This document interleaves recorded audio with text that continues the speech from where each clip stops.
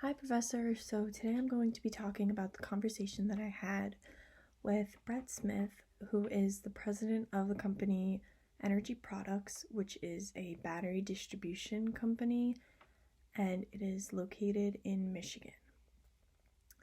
The company holds about 75 to 100 employees, and they bring in annually $75 to $100 million in revenue. So it's a pretty big company, and Brett has been working there for about 4 years, and he has learned a lot along the way about how to manage a big group because he also used to manage a small group. So it was interesting to see his progression from managing such a small group to a larger group, and I kind of focused on that a little bit throughout my question, so you'll get to hear a little bit about that. So one of the first questions I asked was, when pursuing a goal, do you maintain a positive, focused attitude despite obstacles? And his response was, yes, 100% every time. 10 out of 10 times, he's the most optimistic person in the room.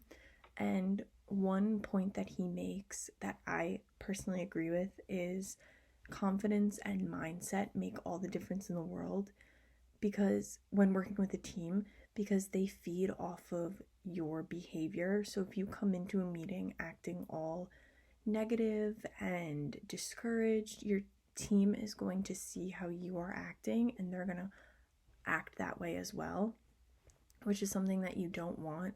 You don't want to portray negativity, and you don't want to preach bad energy just because that will reflect their behavior and their work ability to perform. The next question I asked was, are you comfortable with a certain level of disruption and conflict? To which he responded, yes. He loves disruption and conflict because he feels that no matter how much of a good leader you are, there's always room for improvement. Nobody is perfect. You always have room to improve and become even better. And to hear different viewpoints from your employees is oftentimes a good thing, because it forces you to see and approach conflicts in a new way that you may have never done before.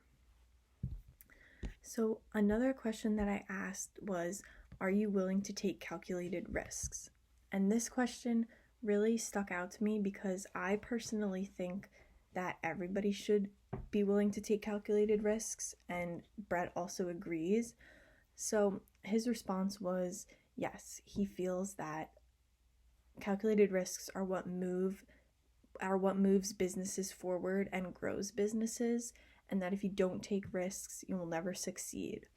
And one personal example that he provided with me was he opened a new business in a new state recently where he has never seen anything like his company there. So it would be the first time him moving in and doing what he does in Michigan.